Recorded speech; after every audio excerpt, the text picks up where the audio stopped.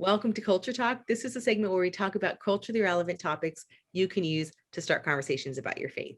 I'm Sandra Demas, and I'm joined today with philosopher and ethics professor George Haraksin. Thank you for joining us today, George. Thanks, Sandra. I'm really excited about our topic.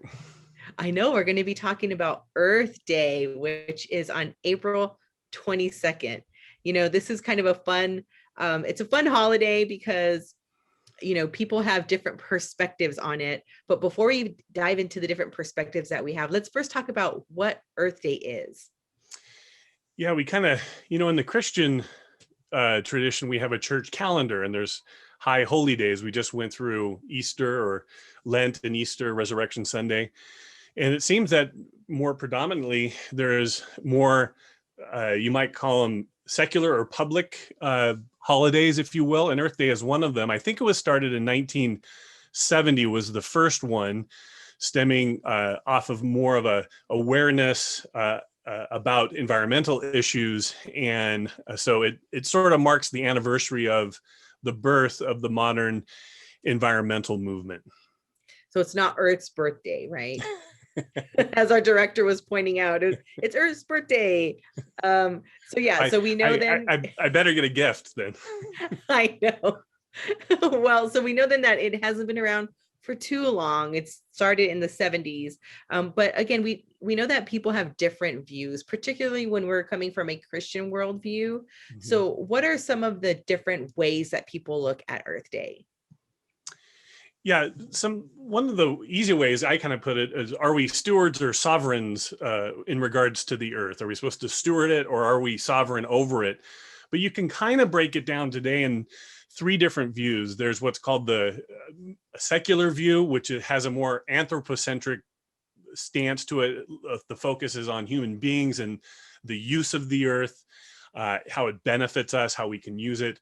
There's a sacramental view, and this is it's called more of a biocentric view rather than an anthropocentric view. Some call it deep ecology. And here the earth becomes more sacred, if you will. It has intrinsic moral value, not just instrumental value, as it does on the more secular view or anthropocentric view. And then perhaps what I would call the biblical view would be the stewardship view. It has a theocentric standpoint. That is, God is the overall Lord and creator of earth, and he gives earth or creation to us as a gift. So not only is salvation by grace, but creation is by grace too. And so it's a gift for us to steward. So that's really helpful then to explain those different views. I think from if I'm understanding you correctly, a secular view of Earth Day would really just look at humanity as kind of in charge of the fate of Earth. And so we're responsible to be conscious of the environment and how we treat it. And then I think the second view, did you call it a sacramental? A sacramental. So that one, it seems like we're almost deifying, in a sense, the earth, where we're elevating it.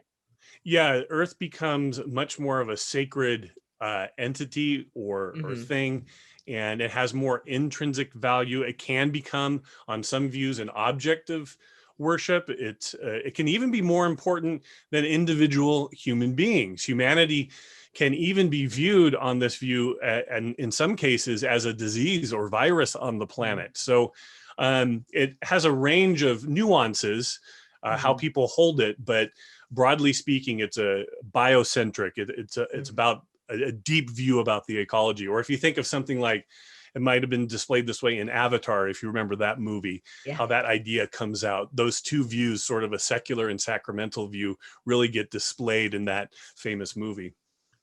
Right. And so I think that's really helpful. And I think that addresses or points out why some Christians would have concerns about acknowledging Earth Day, because we could be ignoring God's authority over his creation. And then also we can be leaning toward worshiping the creation instead of the creator. So let's unpack then this stewardship approach. And if we're to take this approach, like, what would that look like? Yeah, in some ways you could, I think the stewardship view can look at the other two views and say, like on the anthropocentric view or the secular view, it's true that the earth creation it's instrumental in our well-being, right? We consume food. There's animals that we partner, use, even eat. We can also find some common ground with the sacramental view in that it has some sacredness to it, in that it's a gift from God for us, not just to use, but it's a pointer back to who God is, his care for us. We can learn about God through his creation. And so we are supposed to be stewards or trustees of that creation, of the earth that God has placed us on. So there's aspects of dominion when we provide shelter, we build buildings so that, tornadoes or other things or earthquakes don't harm it. We can get better at doing those things. So we're responsible to use it in a way and to care for it in a way that it benefits humanity. So George, now I'm wondering what ethical concerns might Christians have when they're contemplating kind of celebrating Earth Day? Yeah, I think we can actually find some common ground topics to talk about with other people when it comes to Earth Day, to show that we're not flippant, as you say, but we have similar concerns. I mean, just take two, for instance. Under this topic of Earth Day is going to come issues in what's called animal rights or even food ethics. So, for instance, in animal rights, a 2015 Gallup poll said 62% believe that animals should be protected from abuse. And I think we can all agree about that. But then further, about a third believe that animals should have the same rights as human beings. And I think here, the theist or the Christian can point out that the biblical view is that humans differ in kind, not just merely in degree from animals. And so we could affirm that animals have interests, and those interests can be protected, but they may not actually have what we might call a right to life. Or we could ask a question saying, how do you ground that right to life for animals? What is the basis for that? How do you support that? And like something when it comes to food ethics, when we talk about animal ethics, it's a natural and practical way that leads you to what you eat and how we care for the earth around food. I mean, you probably have heard of Meatless Mondays. There's somewhat of a vegan revolution going on.